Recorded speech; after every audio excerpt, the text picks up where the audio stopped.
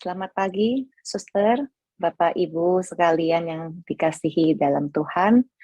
Puji Tuhan, pagi ini kita semua dalam kondisi sehat dan baik, sehingga bisa bersekutu kembali dalam acara Bindoman, Bina Doa dan Firman bersama komunitas Bunda Kudus Surabaya. Pagi ini kita kedatangan seorang ibu yang hebat, beliau dari Keuskupan Agung Jakarta, seorang pewarta, sekaligus banyak kegiatan mengajar dan aktif di berbagai pengurusan.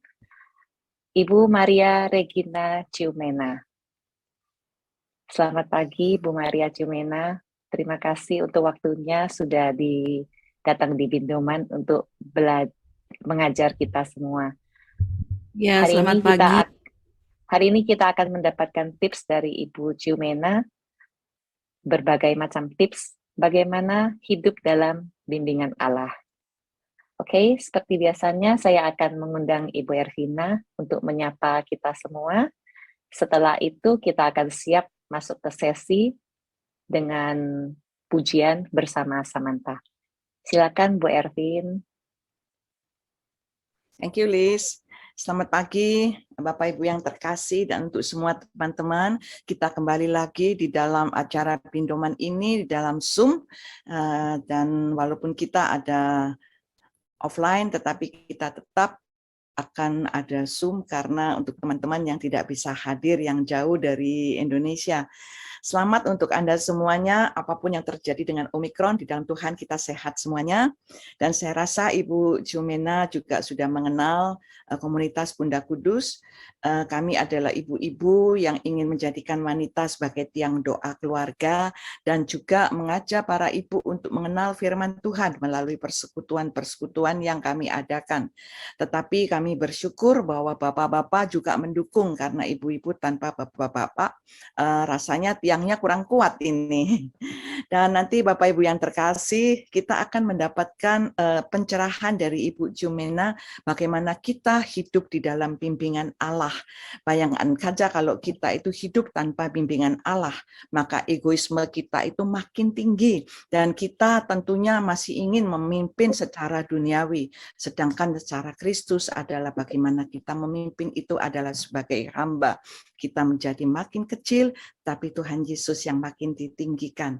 Bagaimana lebih detailnya nanti Anda akan bersama dengan Ibu Ciumena, dan tentunya saya sapa juga Ibu Gwen dari Florida, Ibu Lili dari Jersey, Ibu Julie dari Padang, dan juga Pak Budi mungkin saya kelihatan ya dari Jakarta, Pak Joni, dan juga Pak Yoyo dari Kudus yang setia, para suster yang hadir, Ibu Vini yang berasal dari Taiwan, dan tentunya juga untuk teman-teman yang semuanya sudah berada di layar Zoom ini, yang ada di Australia ataupun dimanapun juga.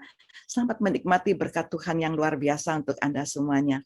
Mari kita akan dengar pujian bersama adik kita yang luar biasa, Samantha. Tuhan Yesus memberkati. Shalom, selamat pagi semuanya saudara-saudara terkasih. Shalom dari Jakarta. Pagi hari ini boleh saya lihat siapa yang merasakan kasih Tuhan sungguh luar biasa, boleh lambaikan tanganmu semuanya.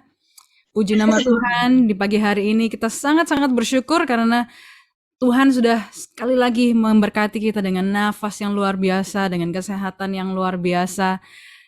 Kalau kita boleh sekali lagi berikan tepuk tangan, mungkin di rumah masing-masing, tempat masing-masing, berikan tepuk tangan untuk semua kebaikan Tuhan, untuk semua hal yang sudah Tuhan lakukan di dalam hidup kita.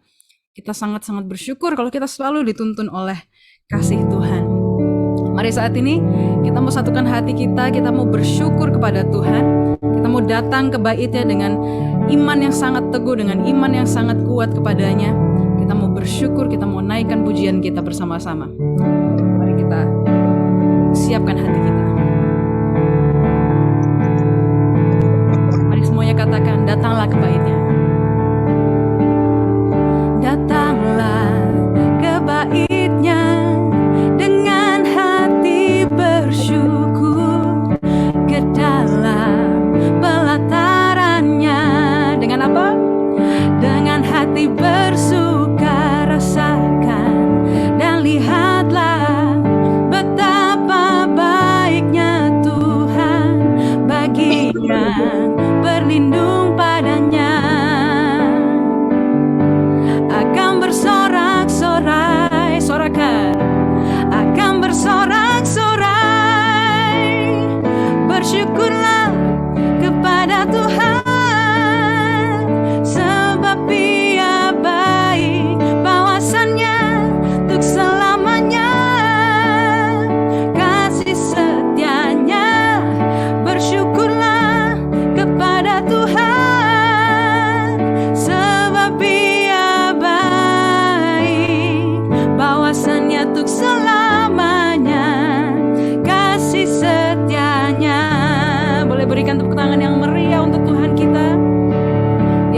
baik. Mari semuanya datang kepada-Nya. Datanglah ke bait-Nya dengan hati bersyukur, ke dalam pelataran-Nya dengan hati bersuka rasakan dan lihatlah betapa baiknya Tuhan bagi yang berlindung padanya. Akan apa, saudara sekalian? Akan bersorak-sorai, akan bersorak-sorai. Nyatakan, bersyukurlah kepada Tuhan, sebab Dia baik, bawasannya untuk selamanya, kasih setianya. Bersyukurlah kepada Tuhan, sebab Dia baik, bawasannya untuk selamanya, kasih setianya. Sekali lagi kita menyatakan, bersyukurlah kepada Tuhan, sebab Dia baik, bawasannya untuk selamanya, kasih setianya. Bersyukurlah kepada Tuhan, sebab Dia baik, bawasannya untuk selamanya, bawasannya untuk selamanya. Come on. Bawasannya untuk selamanya, kasih setianya. Berikan sorak-sorai untuk Tuhan kita yang sungguh baik, yang sungguh dahsyat, sudah melakukan mujizat-mujizatnya di dalam hidup kita. Puji nama Tuhan. Boleh sekali lagi lambaikan tanganmu kalau merasakan kasih Tuhan dan lawatan yang luar biasa. Wah, kita sungguh-sungguh bersyukur kalau Tuhan itu setia, saudara. Semuanya setuju ya, kita ini nggak pernah ditinggalkan, kita bisa mencari Tuhan kapanpun, dimanapun, selama hati kita terus melekat sama Tuhan, kita bisa merasakan hadirat-Nya. Amin. Mari saat ini saya mau ajak saudara sekalian untuk lebih dalam lagi kita mau menyembah Tuhan. Mari bersama-sama kita mau nyatakan, kita mau dengan penuh iman kita menghadap Tuhan di dalam nama Bapa dan Putra dan Roh Kudus. Amin. Bapa, kami sangat bersyukur untuk pagi hari ini kalau kami bisa berkumpul di dalam persekutuan doa ini, di dalam bindoman ini. Terima kasih Tuhan, kami sungguh-sungguh menyadari setiap langkah kehidupan kami selalu disertai oleh Tuhan. Apapun yang sudah kami lakukan sampai hari ini, semuanya dapat kami lakukan oleh kebesaran Tuhan, oleh rahmat Tuhan. Dan saat ini Bapa, kalau kami ingin menyembah Engkau lebih dalam, kami ingin buka hati kami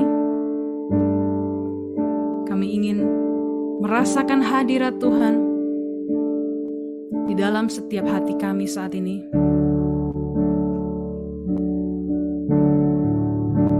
Karena kami tahu, pada saat kami mencari wajah Tuhan, Tuhan akan selalu membuka tangannya bagi kami semua. Inilah kerinduan kami Bapa. Kami ingin meninggikan Engkau lebih lagi. Kami ingin menyembah Engkau di dalam roh dan kebenaran. Mari katakan, saat ku menyembah-Mu, Roh-Mu bekerja. Saat ku memuji-Mu, Kau bertata di atas pujian. Angkat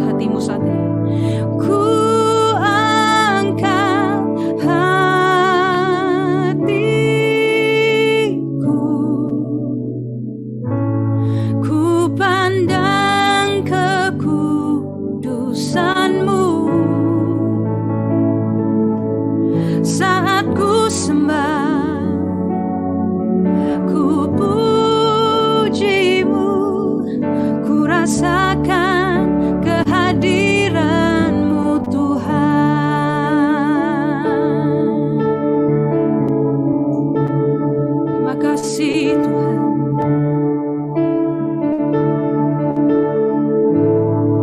Mari saat ini sembah Dia. Saat ku menyembah-Mu, Roh-Mu bekerja. Saat ku memuji-Mu, saat ku memuji-Mu, Kau bertata di atas pujian. Ku angkat hatiku,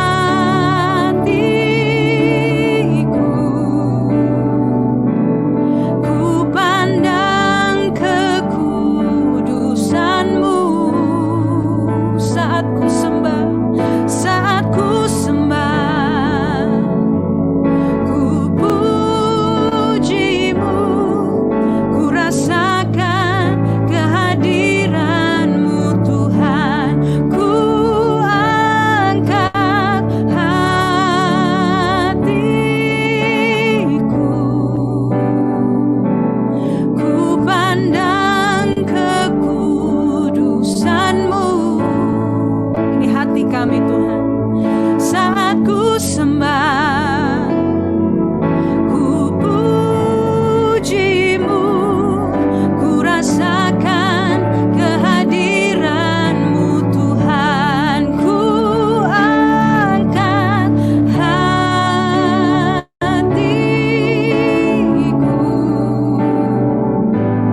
ku pandang kekudusan-Mu.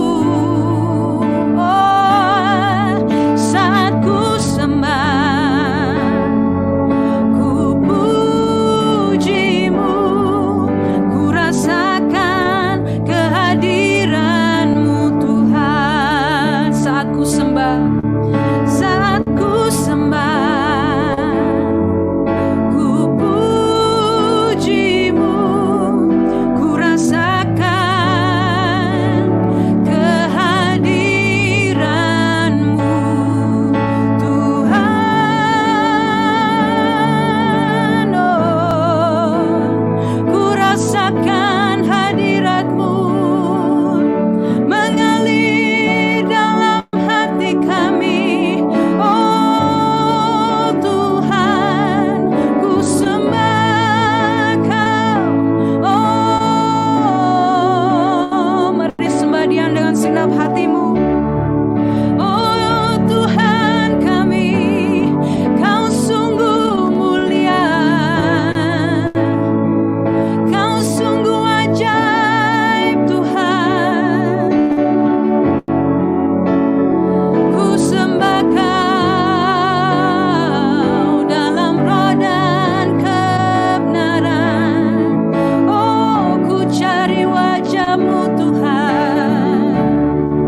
Oh, ku sembah Kau, ku muliakan Engkau, ku agungkan nama-Mu. Oh Yesus, selamanya, untuk selamanya, Kau sungguh mulia Tuhan. Oh, ku sembah Kau,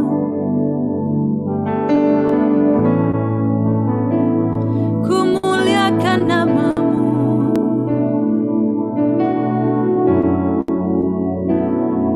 Terima kasih Tuhan untuk lawatan-Mu, untuk bimbingan-Mu, pertolongan-Mu Tuhan. Terima kasih Tuhan untuk kasih setia-Mu dalam hidupku. Ku sembah Kau Tuhan.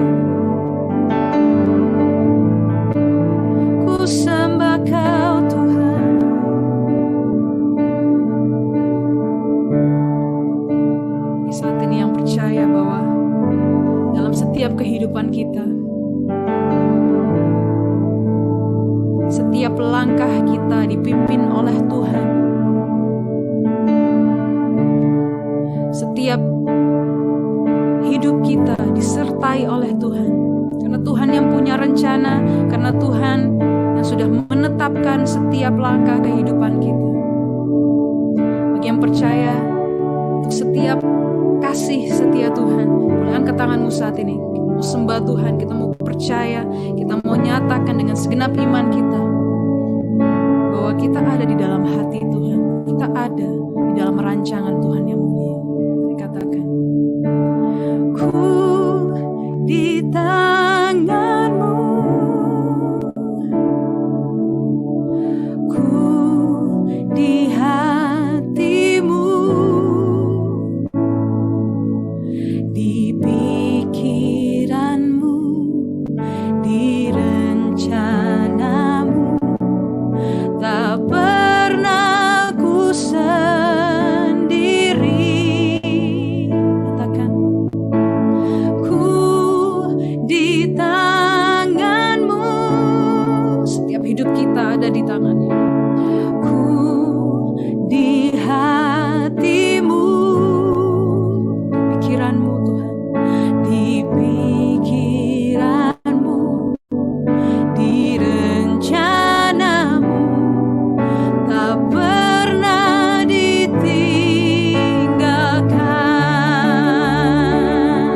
Mari nyatakan dengan segenap hatimu. Ku di tangan-Mu, ku di hati-Mu,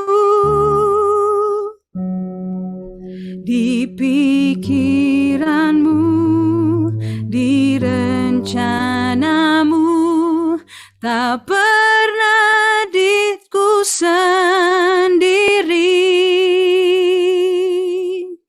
Ku di tangan-Mu, ku di hati-Mu, di pikiran-Mu, di rencana-Mu, tak pernah ditinggalkan. Di pikiran-Mu, di pikiran-Mu, di rencana-Mu, tak pernah ditinggalkan. Dengan iman nyatakan, di pikiran Tuhan, di pikiran-Mu, di rencana-Mu, tak pernah ditinggalkan. Boleh berikan tepuk tangan untuk Tuhan kita. Dia yang tidak pernah meninggalkan kita, Dia yang tidak pernah berhenti mengasihi setiap kita. Saat ini Tuhan, biarlah kami boleh terus merasakan hati-Mu yang sangat dekat dengan kami. Biarlah saat ini dengan firman-Mu Tuhan, kami boleh disegarkan, kami boleh dikuatkan kembali. Karena kami tahu bahwa firman-Mu adalah pelita bagi kaki kami. Tuhan, kami sungguh bersyukur untuk hadirat-Mu saat ini. Biarlah setiap fokus kami hanya tertuju kepada Tuhan. Biarlah Roh Kudus terus membimbing kami agar kami dapat mengerti apa yang akan disampaikan pada pagi hari ini melalui Ibu Maria Jumena. Tuhan, lawat dia, pakai dia secara luar biasa agar di pagi hari ini kami sungguh dapat merasakan Tuhan. Kami sungguh dapat mengerti hati Tuhan bagi kami. Terima kasih Tuhan Yesus. Segala kemuliaan hanya bagi nama Bapa, Putra, dan Roh Kudus, seperti pada permulaan, sekarang, selalu, dan sepanjang segala abad. Amin. Dalam nama Bapa dan Putra dan Roh Kudus. Amin. Sekali lagi boleh berikan sorak-sorai untuk kemuliaan nama Tuhan. Puji nama Tuhan. Silakan Ibu Maria. Terima kasih untuk worship leader yang sungguh luar biasa ya. Bapak Ibu, siapa yang merasa terberkati dengan pujian hari ini? Ya, boleh angkat tangan ya. Terima kasih. Baik, Selamat pagi, Bapak Ibu yang terkasih. Terima kasih sudah memberikan kesempatan buat saya untuk berbagi dengan Anda pagi hari ini ya. Tadi saya sudah diperkenalkan oleh Ibu Lisa ya sebagai MC pagi ini. Saya rasa saya tidak usah memperkenalkan diri lagi. Nama saya Maria ya, boleh dipanggil Maria. Oke. Saya pernah datang langsung ke Surabaya itu kalau nggak salah dulu di Catholic Center ya Bu Ervina ya. Saya senang sekali waktu itu Bu Ervina nemenin saya seharian ya. Oke. Betul. Ya. Ya. Nah, sekarang itu udah berapa tahun yang lalu ya sebelum COVID ya, jauh sebelum COVID ya. Kayaknya sekitar 4 tahunan yang lalu. 4 tahun yang lalu. Saya semangat sekali ketika datang ke tempat Catholic Center itu karena penuh ruangannya luar biasa ya. Nah, hari ini aja kita secara online saya lihat di online ini ada 65 orang. Belum lagi katanya ada yang di onsite ya. Ya, ada yang di sana yang hibrid. Oke, baik. Bersyukur sekali ini tandanya Anda tetap semangat walaupun situasi pandemi, apalagi yang ada di luar negeri ya. Ini beda waktunya aja jauh ya. Di sana kayaknya tengah malam ya kalau nggak salah ya. Apa subuh. Ya, tapi masih semangat untuk mengikuti persekutuan doa ini ya. Bersyukur sekali komunitas Bunda Kudus ini menjadi berkat buat banyak orang ya, terutama buat ibu-ibu ya, supaya tetap semangat di dalam mengikuti dan mencintai Tuhan Yesus. Nah, pagi hari ini kita akan berbicara panjang lebar mengenai bimbingan Allah di dalam kehidupan kita. Oleh karena itu, izinkan saya untuk share screen dengan Anda semua materi yang sudah saya buat ya. Oke, kita akan berbicara mengenai hidup di dalam bimbingan Allah. Oke.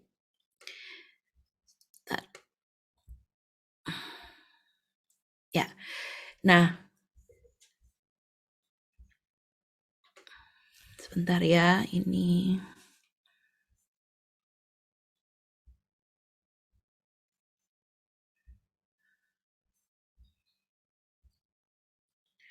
sebentar, saya ada sedikit kesalahan sebentar.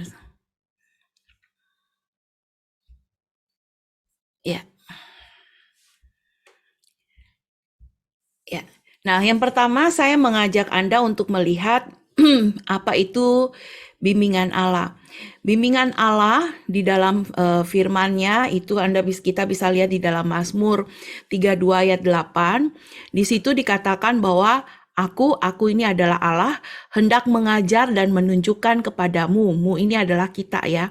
Jalan yang harus kau tempuh.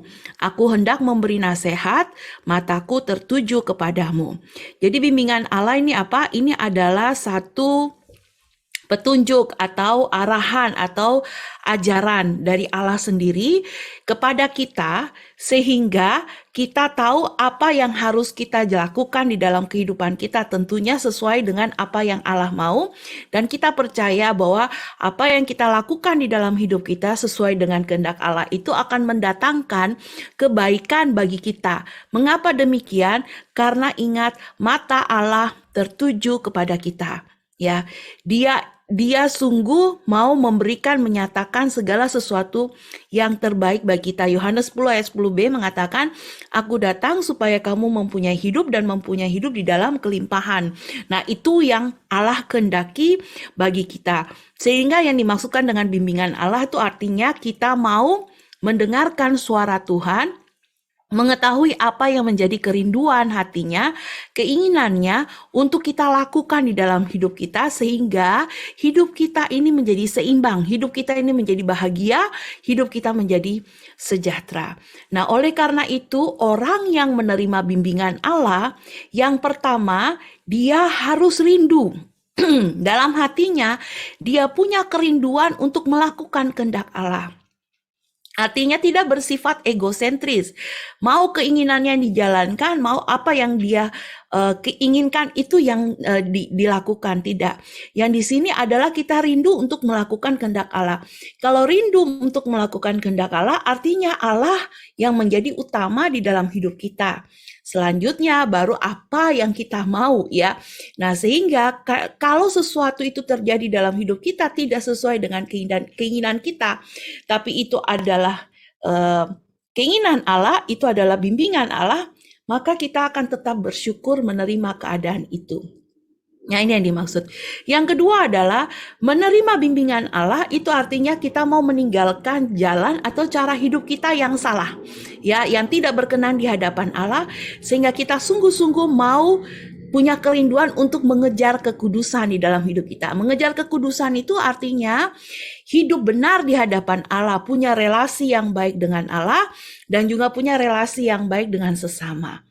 Dan menerima bimbingan Allah itu artinya kita sepenuhnya mau bergantung kepada Allah dan berpegang kepada janjinya. Karena janji Allah iya dan amin di dalam diri orang yang percaya kepadanya. Sehingga di dalam menerima bimbingan Allah, yang pertama ada unsur cinta. Cinta ini berbicara mengenai relasi, ya, inti dari Kristianitas antara Allah dan manusia, di mana Allah itu sebagai Bapa kita, manusia ini kita sebagai anaknya. Ya, karena kita percaya bahwa sebagai Bapa yang baik, Allah akan menyatakan sesuatu yang terbaik bagi kehidupan kita. Dan sebagai seorang anak, kita harus membalas cinta Bapa kita dengan sungguh-sungguh menyerahkan hidup kita, percaya 100% kepada Dia, dan disitulah terjadi ikatan cinta yang tidak bisa diputuskan dengan apapun. Karena kita sungguh-sungguh bergantung dan berpegang kepada janji Tuhan. Nah, bimbingan selain cinta, bimbingan Allah ini juga fungsinya adalah untuk melindungi dan memelihara. Karena tadi, ya, Allah punya tujuan adalah untuk melindungi dan memelihara manusia, sehingga Dia mau membimbing kita untuk menempuh jalan yang benar yang harus kita tempuh sesuai dengan kehendak Allah, dan Dia akan memberikan nasihat sebab mata Tuhan tertuju kepada kita. Nah, dengan demikian juga bimbingan Allah ini akan mendatangkan keseimbangan di dalam kehidupan kita, ya. Kenapa? Karena kalau kita hidup di dalam jalan Tuhan, kita hidup sesuai dengan kehendak Tuhan, maka kita akan bahagia. Kita akan mengalami kesejahteraan di dalam hidup ini dan bersyukur senantiasa. Tadi di awal, ya, waktu saya masuk lagi ada percakapan, ya, di antara ibu-ibu ini, ya, sehingga mereka bilang begini, hati yang gembira adalah obat, ya. Nah, itu yang dikatakan tadi. Nah, itu, ya, ketika kita bisa menerima kondisi apapun yang terjadi dalam hidup kita sebagai satu bimbingan Allah dan percaya bahwa Allah mendatangkan yang terbaik bagi kita dan mau melakukan kehendak-Nya, maka kita akan hidup bersyukur. Orang yang hidup di dalam penuh ucapan syukur, dia akan selalu disertai dengan hati yang gembira. Dan ingat, hati yang gembira adalah obat, ya. Nah, itu ada di Amsal, dan kita akan ada dalam kondisi yang demikian. Walaupun mungkin hari ini masalah tidak berhenti datang dalam hidup kita. Ya, walaupun mungkin hari ini segala sesuatu tidak terjadi sesuai dengan apa yang kita mau. Tapi kita akan dihantar kepada satu pengucapan syukur karena kita percaya Allah menyatakan yang terbaik bagi kita. Maka dengan demikian semua akan beres, ya. Memandang sesuatu dari sisi Allah, memandang sesuatu dengan penuh ucapan syukur, itu akan mendatangkan kegembiraan tersendiri di dalam kehidupan kita. Kayak contoh mama saya umur sudah 80, ya, tahun ini. Dia setiap hari itu kadang-kadang mengeluh. Tadi pagi aja saya bangun, dia bilang, "Mama nih badan sakit semua," gitu, ya. Terus saya selalu ngajak, kalau lihat mukanya udah cembetut, saya bilang, "Mah, senyum dong," gitu, ya. Terus nanti dia suka baca tuh kiriman-kiriman WA, orang kasih penguatan lewat video kadang-kadang, lewat firman Tuhan, gitu, ya. Nah, nanti kadang-kadang kalau sudah mengeluh gitu, dia ingat sendiri, "Oh iya ya, Mama harus bersyukur." Terus dia mulai nyanyi, ya, bersyukur di dalam hatinya, dia mulai nyanyi, ya, nyanyi apapun, kadang-kadang lagu Tresha Teng dinyanyikan juga, gitu, ya. Nah, itu. Nah, setelah itu apa yang terjadi? Gembira loh. Gembira, dia lupa dengan keluh kesahnya tadi. Terus nanti kalau ada teman saya yang datang atau saudara yang datang di rumah, oh dia khotbahin mereka gitu ya. Ini. Nah, makanya sampai umur 80 tahun aja mama saya masih sehat ya. Nah, itulah kunci. Kunci hati yang gembira adalah obat. Walaupun dia bukan nggak punya penyakit ya, penyakit orang tua ada ya, darah tinggi, diabetes, mama ada, tapi selalu dibawa happy gitu ya. Nah, saya belajar dari mama saya, beda sekali dengan papa ya. Papa saya udah meninggal setahun yang lalu. Kalau papa tuh orangnya sering banget keluh kesah gitu, itu nggak berhenti setiap hari, bahkan sampai marah-marah gitu ya, sampai di akhir masa hidupnya 5 tahun itu dia kena stroke dan sudah nggak bisa ngapa-ngapain di atas tempat tidur, itu setiap hari marah-marah, mengeluh, marah-marah gitu ya. Nah, beda sekali dengan kehidupan mama saya. Papa saya itu kalau diajak pergi jalan nggak mau, maunya di rumah. Kalau diajak holiday gitu ya, liburan tuh nggak mau, orangnya bawanya tuh stres, newen gitu ya orang bilangnya. Dikit-dikit ini nih, makanya cepat menurun kondisi fisiknya ya, cepat menurun, beda dengan mama saya gitu. Nah, ini dua hal yang bisa kita lihat. Tapi ya saya bersyukur saya punya papa yang seperti itu, walaupun mungkin pembawaannya sering senewan ya, tapi ya saya bersyukur pada akhir masa hidupnya papa, saya ingat sebelum dia 2 minggu sebelum dia meninggal itu dia panggil saya, dia minta saya doakan dan kami berdoa bareng-bareng dan papa bilang begini, kapan sih Tuhan Yesus jemput saya gitu. Terus saya bilang, ya kalau Tuhan Yesus jemput papa ikut Tuhan Yesus lah ya, Tuhan Yesus pasti sayang sama papa. Nah itu yang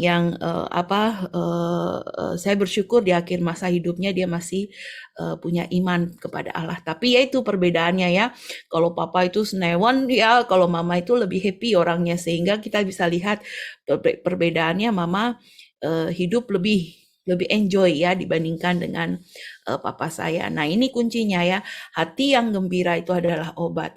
Dan orang yang punya hati yang gembira pasti dia akan bersyukur di dalam hidupnya. Apapun yang terjadi di dalam kehidupannya, dia akan selalu bersyukur kepada Tuhan ya. Nah, orang yang bersyukur kepada Tuhan artinya orang yang mau hidup di dalam rencana Allah dan menerima bimbingan Allah di dalam kehidupannya. Nah, sekarang kita lihat bagaimana cara Allah membimbing kita di dalam hidup ini. Yang pertama sudah pasti lewat firman ya. Mazmur 119 ayat 105 mengatakan, firman-Mu pelita bagi kakiku, terang bagi jalanku. Ya, itu ya. Nah, firman Tuhan itu adalah pelita bagi kaki dan terang bagi jalan kita. Ya, sehingga cara Allah membimbing yang pertama adalah lewat firman-Nya. Ya. Nah, saya ingat ada satu kejadian di dalam kehidupan saya itu dulu ya. Ketika saya masih muda, dulu kan sering marah sama teman, sering kadang bahkan saya mengalami semacam dibully gitu ya. Nah, terus kemudian ada teman yang bilang, Mar, kalau orang berbuat jahat kepada kamu tetap berbuat baik kepada dia, kamu itu seperti meletakkan bara api di atas kepalanya. Nah, awalnya saya nggak ngerti itu apa, ya. Tapi lama-lama saya ngerti, oh ternyata kalau orang buat baik, jahat sama kita tetap berbuat baik sama dia, itu justru kita seperti dia akan panas sendiri dan lama-lama itu yang sikap dia akan membakar diri dia sendiri. Sehingga pengalaman saya ya, suatu hari saya ada satu teman ya, saya tuh nggak ngerti saya salah apa gitu ya sama dia, tapi tiap kali itu orangnya sinis banget sama saya. Sampai suatu kali itu ya, waktu itu ketika Jakarta banjir besar, kami ada di tempat penampungan gitu ya, karena kami sama-sama tinggal di kos gitu ya, ditampung di satu tempat. Wah, di situ dia punya sikap jelek sekali terhadap saya. Singkat cerita, saya tetap menjalankan itu, berusaha, walaupun kadang-kadang saya jengkel ya lihat dia ya. Wah, kadang-kadang kalau dengar suaranya aja rasanya pingin saya tonjok gitu ya, pingin marah gitu ya. Tapi itu ditahan dengan tetap berbuat baik ya. Sampai suatu hari tiba-tiba dalam suatu pertemuan, Kita lagi doa begini, ada seseorang tiba-tiba datang meluk saya, tau nggak? Datang meluk saya sambil nangis-nangis, terus dia bilang gini, aduh Maria, maaf ya, selama ini saya sudah berbuat jahat terhadap kamu, tapi kamu tetap berbuat baik terhadap saya. Saya hidup gak tenang seperti itu. Hari ini saya minta maaf ya sama kamu. Nah, dari situ yang saya baru mengerti, oh, ini artinya meletakkan bara api ya, sehingga sikap dia itu membakar dirinya sendiri sampai akhirnya dia burn out dan dia merasa dia salah sehingga akhirnya dia bertobat. Nah, ini ya, si firman itu menjadi pelita buat buat saya ya, sehingga saya mengekang keinginan saya untuk balas dendam, untuk marah gitu ya. Wah, itu nggak gampang ya, itu proses buat saya. Tapi rupanya dengan melakukan kehendak Allah, dengan melakukan bimbingan Allah, kita lihat ya, kemenangan terjadi. Dan saat itu saya bisa menang ya, dalam arti saya tidak bermusuhan dengan dia, malah akhirnya ketika dia bertobat kami kembali menjadi teman ya. Nah, ini. Terus yang kedua itu adalah cara Allah membimbing adalah dengan kenyataan hidup. Ya, Allah selalu membimbing kita dalam kenyataan atau keadaan tertentu untuk mengajarkan sesuatu kepada kita. Ya, sehingga dalam hal ini butuh pengetahuan, butuh pengertian, dan butuh kebijaksanaan. Contohnya Allah membimbing kita melalui kenyataan hidup atau keadaan tertentu untuk mengajarkan sesuatu kepada kita. 2017 yang lalu, saya terpaksa mengundurkan diri dari pekerjaan saya di mana saya kerja sudah hampir 15 tahun ya. Hanya gara-gara kesalahan kecil ya. Pada waktu itu saya mau dipromosikan ya dari supervisor mau menjadi manajer gitu ya. Nah, tapi saya dikasih dalam kondisi yang agak rumit, yaitu di mana saya dikasih seorang staff yang levelnya adalah asisten manajer. Jadi secara posisi dia sebenarnya di atas saya, tapi dia menjadi bawahan saya. Nah, itu yang akhirnya membuat konflik ya. Nah, suatu hari saya akhirnya mengerti mengapa perusahaan tidak mempromosikan dia, karena kinerjanya kurang ya. Suatu hari dia kirim email ke semua cabang dan salah emailnya, tidak melalui saya, tapi isi email itu juga salah ya. Nah, sehingga saya panggillah dia, saya tegur, karena bukan hanya satu kejadian itu, tapi sudah beberapa kejadian. Saya tegur, saya bilang, Ibu maaf ya, ini kerjaan Ibu kok salah begini, kenapa nggak melalui saya dulu? Akhirnya saya dikomplain gitu ya. Nah, terus kemudian setelah ngomong, karena dia berargumen ya, terus saya mulai, ini kesalahan saya sih, ini kesalahan saya. Saya bilang, oke deh Bu, tujuan saya sebenarnya baik, tapi saya tidak mempertimbangkan penerimaan dari dia gitu ya. Terus saya bilang, gini deh Bu, saya ngajak Ibu ngomong sebagai teman nih ya. Saya bilang gitu. Kalau saya jadi ibu nih, saya jadi ibu ya, saya akan berpikir kenapa sih perusahaan kok nggak mempromosikan saya menggantikan manajer. Padahal posisi saya sudah asisten manajer gitu. Kenapa kok perusahaan harus panggil Maria dari kantor cabang yang posisinya supervisor untuk menggantikan posisi manajer itu. Nah, kalau saya jadi ibu nih, saya akan berpikir, apa kinerja saya nggak baik ya, sehingga saya nggak dikasih peluang untuk dipromosi. Atau yang kedua, ataukah saya mau didemosi, artinya diturunkan jabatan oleh perusahaan gitu. Nah, ini saya salah ngomong ya. Sehingga apa yang terjadi? Dia menganggap saya bilang perusahaan mau demosi dia gitu ya. Wah, itu jadi rame ya, urusannya sampai kepada owner, sehingga apa yang terjadi ya mungkin sedikit dibumbuhkan juga ya, padahal tujuan saya nggak begitu gitu ya. Tujuan saya baik gitu ya, supaya dia sadar, dia memperbaiki diri, memperbaiki kinerja, supaya dia bisa punya masa depan yang lebih baik di perusahaan itu gitu ya. Tapi tujuan saya itu ditangkap yang sebaliknya, sehingga saya sedikit difitnah dan akhirnya posisi yang tadinya ditawarkan kepada saya nggak jadi ya, nggak jadi. Terus kemudian akhirnya saya dipaksa untuk mengundurkan diri ya, dipaksa untuk mengundurkan diri. Nah, dari pengalaman itu saya belajar. Yang pertama saya belajar, waktu saya negur teman saya itu, apakah saya sudah berdoa terlebih dahulu minta hikmat Tuhan? Ternyata belum. Saya berjalan dengan ego saya, dengan kemarahan saya ya. Terus yang kedua, waktu saya ajak ngomong, saya dalam tanda petik sih saya ngajak ngomong sebagai teman, tapi apakah sungguh sebagai teman atau mengancam ya. Nah, saat itu saya refleksi diri, saya merasa bahwa saya tidak sungguh-sungguh ngajak ngomong sebagai teman, tapi saya justru lebih mengancam kepada dia ya. Nah, sehingga terjadi kerugian di pihak saya. Nah, dari situ saya belajar, oh, lain kali kalau ada yang seperti ini, apa yang harus saya lakukan?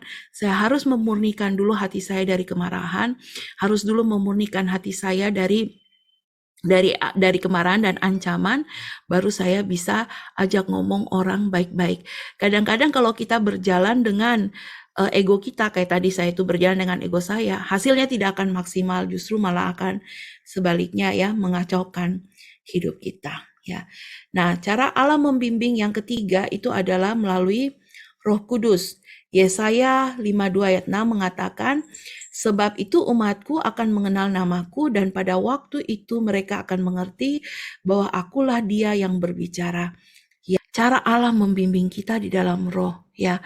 Tapi yaitu dalam Roh Kudus berarti kita harus punya hidup doa yang baik.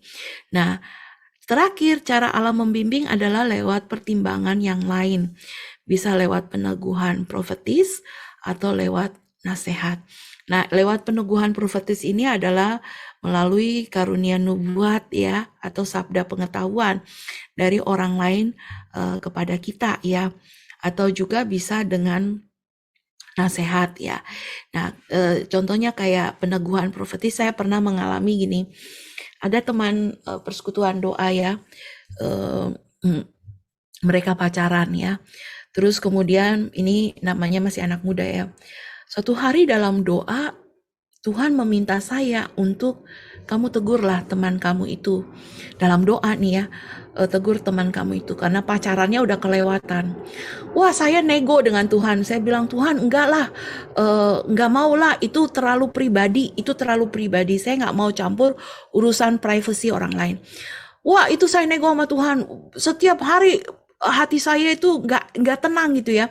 Disuruh tegur teman saya itu.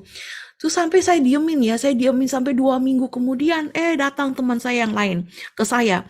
Terus teman saya ini bilang begini, Maria, Tuhan itu berbicara sesuatu terhadap kamu, minta kamu melakukan sesuatu. Tapi saya nggak tahu apa itu ya, yang Tuhan minta kamu lakukan. Cuman belum kamu lakukan, ya. Teman saya ngomong kayak gitu, wah saya kayak tertampar loh. Saya bilang, loh ini kok jadi kayak gini. Akhirnya saya minta penegasan. Saya bilang, Tuhan tolong ya, bantu saya untuk bisa melakukan itu. Singkat cerita saya panggil teman saya panggil yang perempuan dulu ya. Saya nggak ngomong apa-apa loh sama dia. Saya datang, dia duduk berdua gitu ya. Saya ngeliatin dia, tiba-tiba dia nangis gitu ya. Dia nangis, terus saya bilang gini, udah deh, saya kayaknya nggak usah ngomong dosa kamu apa ya. Tapi rasanya dengan melihat kita tatap muka begini, kamu udah tahu loh, Tuhan itu mau ngomong apa sama kamu. Ya, yang saya minta hanya satu, kamu harus bertobat. Ya, sudah atur waktu baik-baik, menikahlah ya. Nah, itu ya. Terus singkat cerita setahun kemudian mereka menikah. Nah ini peneguhan profetis ya. Ini adalah cara Allah membimbing. Kadang-kadang lewat orang lain, Allah mau menegur kita atau mengarahkan kita supaya melakukan kehendaknya. Ya, bisa juga melalui nasihat. Ketika kita bergumul, ketika kita punya masalah, kita datang kepada seseorang, kita bercerita atau kita punya sesuatu yang kita bingung harus mengambil jalan yang mana, kita datang kepada seseorang, kita bercerita kepada dia, terus kemudian dia memberikan nasihat. Nah, lewat nasihat itu akhirnya kita bisa mengambil keputusan. Nah, tapi jangan, ini adalah cara yang baik, tapi jangan juga semua orang dimintain pendapat. Nah, itu akhirnya membuat kita bingung ya, harus mengambil yang mana gitu ya. Lebih baik adalah kepada 1 atau 2 orang saja yang kita anggap baik hidup rohaninya, dan berdoa bersama-sama untuk memutuskan sesuatu yang saat itu sedang kita gumulkan. Nah, ini cara Allah membimbing. Salah satu contoh, saya pernah bingung ya, saya punya dulu awal-awal lulus kuliah terus kerja, saya profesi saya itu sebagai auditor, internal audit ya di finance, salah satu finance departemen sebuah perusahaan gitu ya. Terus saya merasa berat dengan pekerjaan itu karena harus sering meninggalkan pelayanan ya. Terus kemudian kalau sebagai auditor itu kan Anda tahu kerjaannya nggak mengenal waktu ya, bahkan kerja bisa lembur terus gitu. Nah akhirnya saya dapat tawaran kerja yang lain tapi banting setir tuh dari punya profesi sebagai finance auditor tiba-tiba menjadi ngurusin kids club ya, klub anak-anak yang dimana hanya main dengan anak-anak seperti sekolah bina iman lah ya, kira-kira begitu ya. Nah terus saya bingung kan dengan keadaan itu, tapi dengan ngurusin kids club saya punya waktu lebih banyak ya, bisa juga pelayanan, ngambil kursus pendalaman kitab suci. Secara salary sih beda tipis ya, beda tipis, nggak terlalu selisih jauh. Nah terus kemudian saya datang kepada seseorang ya, saya bingung karena saya harus yang mana, karena kalau dibilang salary bulanan ya beda tipis, tapi biasanya yang auditor itu dapat lebih besar dari lemburan ya, sedangkan yang kalau ngurus kids club ya nggak ada lemburan gitu ya, hanya gaji itu aja, gaji pokok aja. Nah terus kemudian saya datang kepada seseorang, saya mulai bercerita ya mengenai keadaan itu. Terus si Om ini ngomong begini, kayaknya kamu lebih cocok kerja. Waktu itu saya belum bilang kalau kerja saya sama anak-anak gitu ya. Saya hanya ngomong kalau saya akan pindah kerja gitu. Terus dia bilang begini, kayaknya kamu lebih cocok sama anak-anak deh. Dia bilang gitu.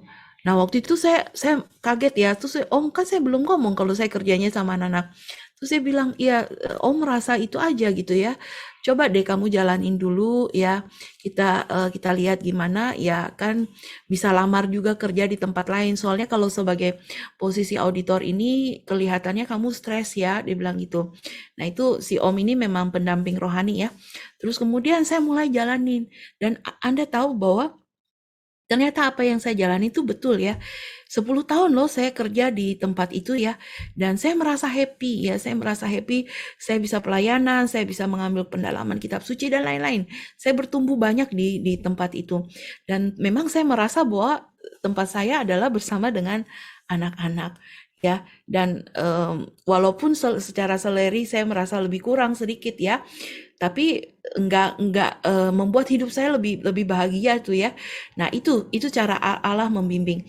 Karena kalau kita melakukan apa yang Allah mau sesuai dengan kehendak Dia, ya, nah itu akan mendatangkan keseimbangan tadi ya, membuat kebahagiaan di dalam kehidupan kita. Itu cara kita menguji apakah segala sesuatu itu sungguh yang menjadi kehendak Allah di dalam hidup kita. Nah, bagaimana kita bisa hidup di dalam bimbingan Allah ini? Tentunya yang pertama harus punya hidup yang seimbang. Tubuh, jiwa, dan roh, hidup yang seimbang. Artinya hidup doa baik, secara fisik juga sehat ya. Terus kemudian secara jiwa, perasaan, kehendak, dan pikiran itu juga sehat ya. Tidak sedang emosi atau tidak sedang down, tidak juga sedang sedih, tidak juga sedang berapi-api ya. Nah, kita harus netral dulu sehingga kita bisa tahu, oh ini yang Tuhan mau atau tidak. Karena kalau kita sedang berapi-api, terlalu menggebu melakukan sesuatu, kadang-kadang kita bisa salah. Ternyata itu bukan kehendak Tuhan ya. Sehingga semuanya harus seimbang dulu, dinetralkan dalam hidup kita. Makanya seringkali orang kalau mau menerima bimbingan Allah tuh nggak instan ya. Dia butuh pengendapan, butuh waktu untuk berdiam diri, untuk berproses ya, sehingga baru bisa mengambil keputusan mana yang terbaik ya. Nah, yang kedua harus bertumbuh di dalam doa dan discernment ya, bertumbuh di dalam doa, punya relasi yang kuat dengan Tuhan ya. Terus kemudian juga punya kepekaan terhadap suara Allah. Nah, itu bisa terjadi kalau kita punya kedalaman, keintiman dengan Allah ya.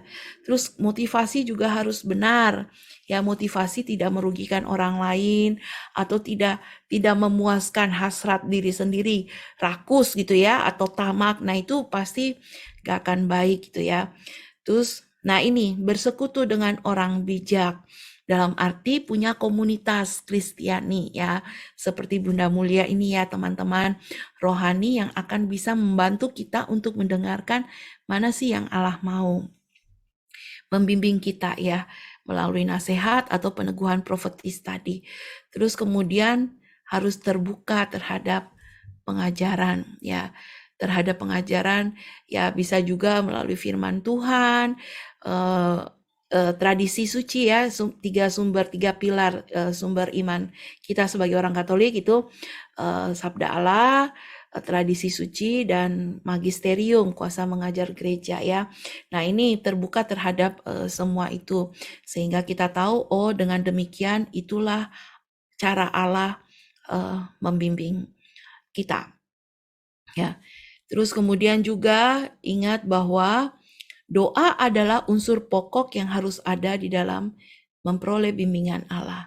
Amsal 2 ayat 6, karena Tuhanlah yang memberikan hikmat, dari mulutnya datang pengetahuan dan kepandaian. Ya.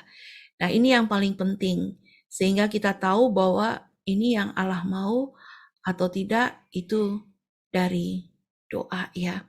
Kalau kita punya relasi yang baik dengan Tuhan, maka kita akan bisa memperoleh bimbingan Allah. Kadang-kadang Allah membimbing kita itu tidak sesuai dengan keinginan kita. Ya, sesuatu terjadi itu tidak sesuai dengan keinginan kita. Tapi ingat bahwa kalau itu tidak sesuai dengan keinginan kita, jangan cepat-cepat menggerutu. Bisa jadi itu adalah cara Allah membimbing kita untuk mendatangkan kebaikan di dalam kehidupan kita. Tugas kita apa? Tugas kita hanya satu, ya. Percaya kepada Tuhan, ya. Mengapa kita harus percaya kepada Tuhan? Karena ingat, Tuhan itu terlalu baik dan terlalu bijaksana untuk membuat sebuah kesalahan di dalam kehidupan kita. Ya, harus percaya kepada Tuhan karena Tuhan itu terlalu baik dan terlalu bijaksana untuk membuat sebuah kesalahan dalam hidup kita. Ya, saya mau mengakhiri dengan sebuah cerita. Ya. Apapun keadaan kita hari ini, keadaan Anda dan saya, kita tahu bahwa pandemi ini mendatangkan kesulitan, kesedihan, dan masalah buat banyak orang. Nah, apakah ini bimbingan Allah dalam hidup kita melalui pandemi ini? Ya, pasti ada. Ya, ingat di dalam setiap keadaan yang paling buruk dalam hidup kita, Allah tetap mendatangkan kebaikan dan membimbing kita supaya kita mempunyai kesejahteraan dalam hidup ini. Ya, sehingga yang perlu kita lakukan hanya percaya kepada Dia. Ya, nah singkat cerita, ketika kita melakukan kehendak Allah, ketika kita hidup di dalam bimbingannya, dan ketika kita percaya kepada Dia, keseimbangan hidup, kesejahteraan, damai, sukacita, itu yang akan menyertaimu, walaupun apa yang terjadi tidak sesuai dengan keinginan kita. Dan itu saya alami. Ya. Terus kemudian juga cerita saya yang terakhir. Ada satu kisah, ya, seorang tukang tahu. Ya, seorang tukang tahu ini, ya namanya tukang tahu pasti dia jualan tahu ya, produksi tahu di rumahnya. Setiap pagi dia keluar dari rumahnya jam 5 pagi untuk pergi jualan ya. Dia selalu naik angkot yang sama yang lewat di depan gang rumahnya. Nah, tukang tahu ini seorang Kristen ya. Sebelum keluar dia selalu berdoa, Tuhan, hari ini aku mau pergi jualan, lindungilah aku, berkatilah aku, biarlah daganganku ini laku ya, sehingga aku punya uang untuk kehidupanku. Nah, setiap hari dia selalu berdoa. Satu hari setelah berdoa, dia keluar dari rumah, angkut-angkut semua dagangan dia. Apa yang terjadi ketika dia jalan ke ujung gang? Ada batu besar, dia nggak lihat, dia kesandung. Kakinya keseleo, dia kesandung ya. Terus dia jatuh, dagangannya tumpah semua, hancur. Yang namanya tahu kalau udah jatuh, rusak ya, nggak bisa dijual lagi. Sehingga tukang tahu ini sambil meringis, dia marah-marah, dia kumpulin, ada yang sudah dia buang gitu ya, dia bawa pulang dagangannya sampai rumah, dia marah-marah, dia protes sama Tuhan. Dia bilang begini, Tuhan, kan tadi aku udah berdoa, aku setiap hari berdoa, aku sudah melakukan kehendak-Mu gitu ya. Tapi kok hari ini Engkau izinkan aku mengalami masalah ini, sehingga hari ini aku rugi besar, aku nggak bisa jualan ya.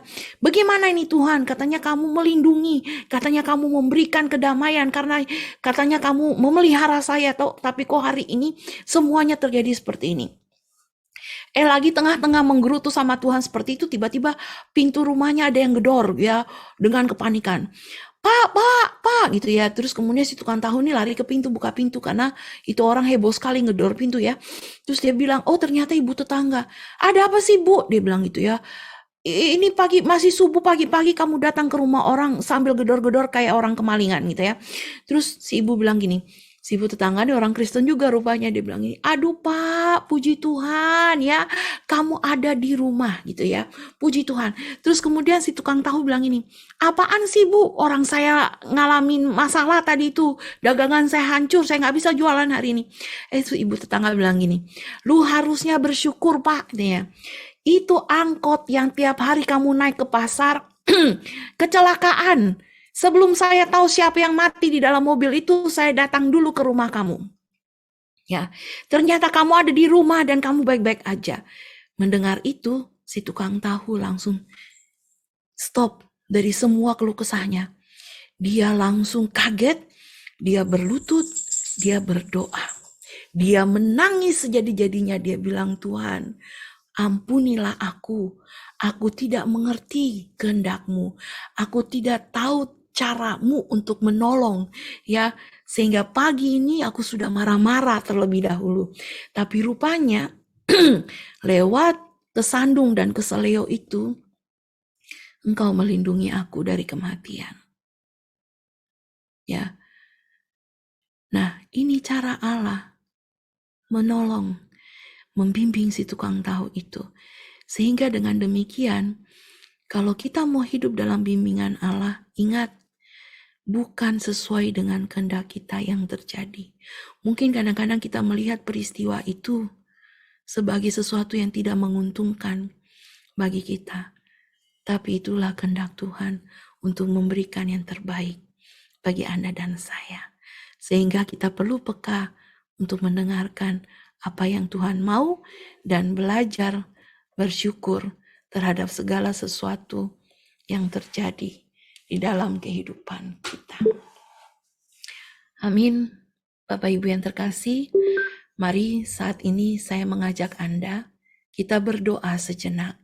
Kita tundukkan kepala kita dan kita mau doa kepada Tuhan dengan satu pujian. Saya share screen itunya supaya kita bisa nyanyi bersama. Bapa dalam surga, kami bersyukur pagi hari ini Engkau mengajarkan kepada kami bagaimana kami harus hidup di dalam bimbingan-Mu. Dan terutama Tuhan, percaya sepenuhnya kepada Engkau, karena Engkau mendatangkan segala sesuatu yang baik dalam kehidupan kami. Walaupun kami tidak mengerti, tapi ajar kami untuk terus percaya kepada Engkau Tuhan. Inilah kami Tuhan Yesus. Segala rencana-Mu ajar ku berserah hanya padamu. Pimpinlah jalanku dalam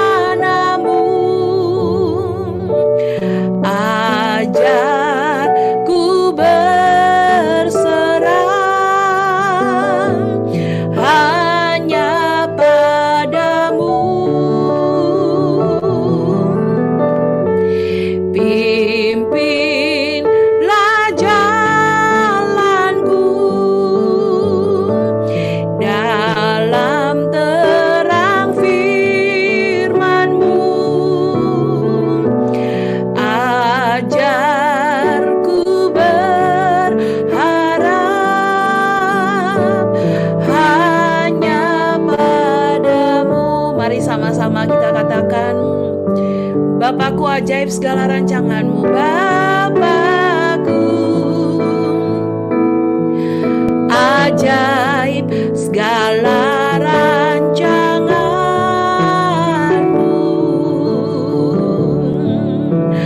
Tuhanku. Heran perbuatanmu, Engkau sanggup mengadakan segala yang ku perlukan menurut kehendak-Mu. Terjadilah.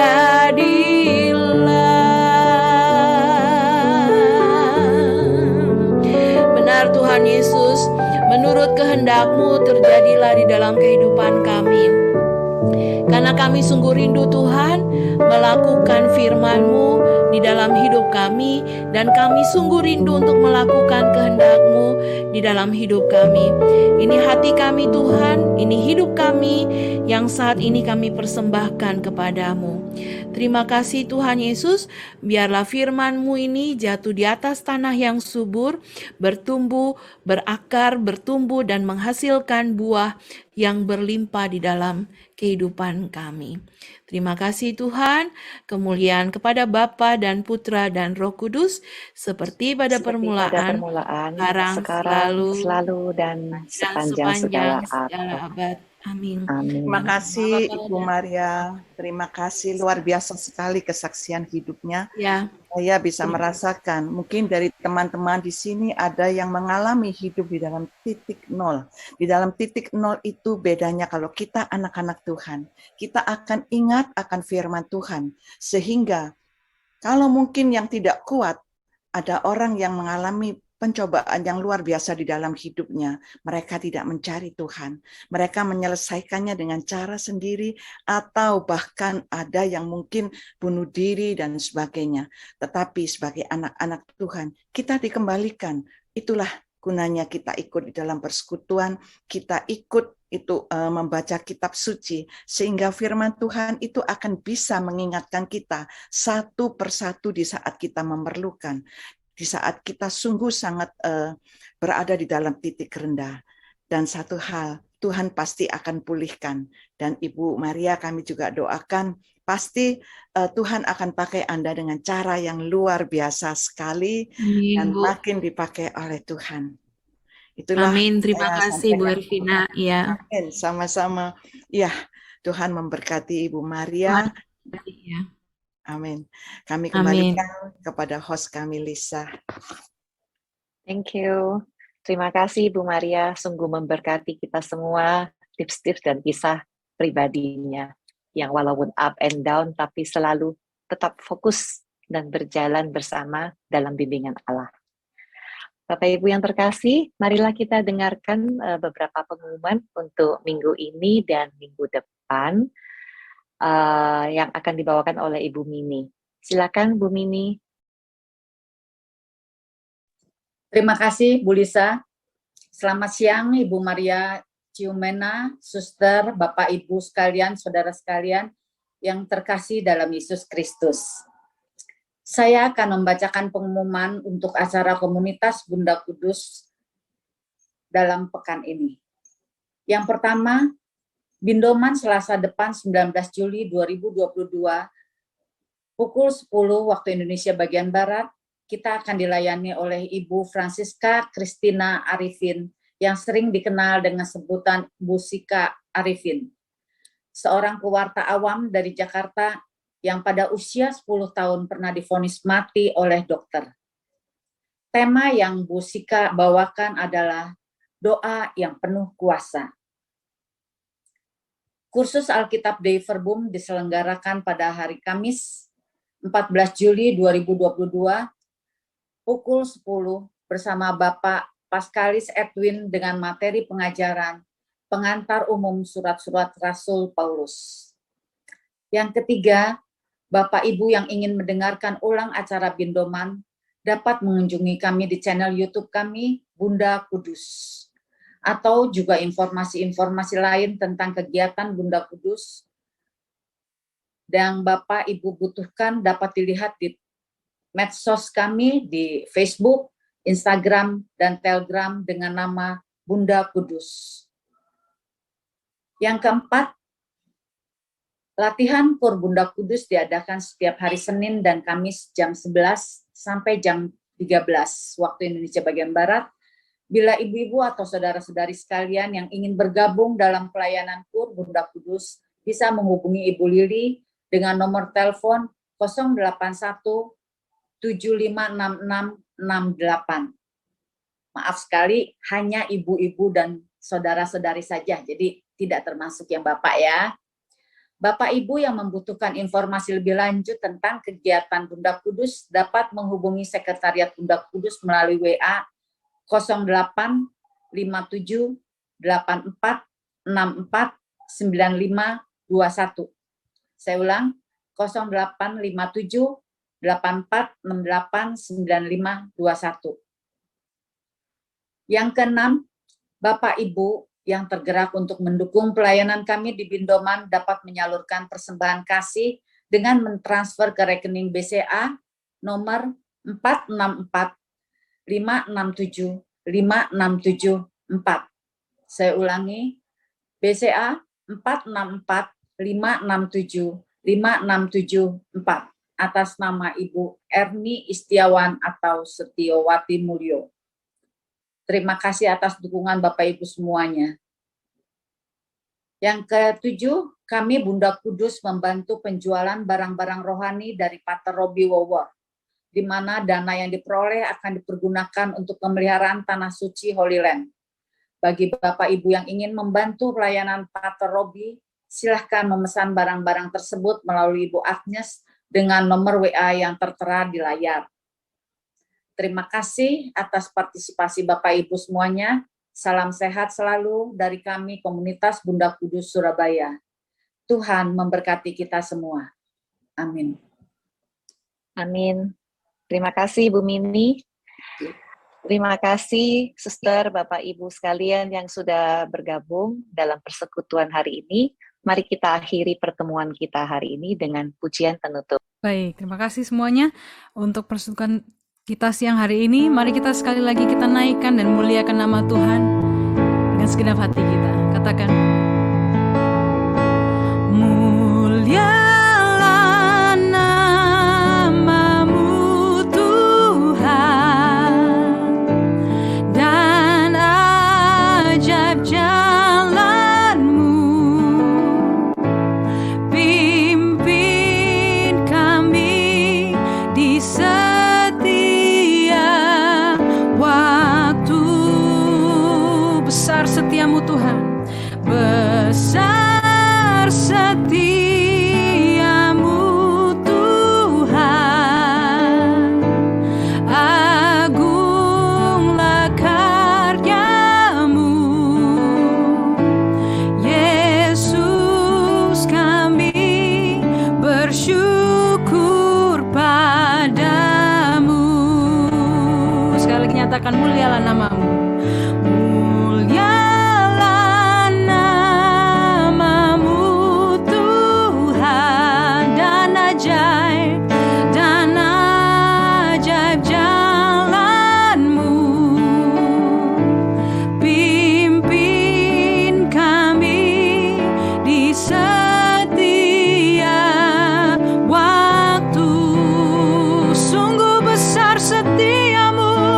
Besar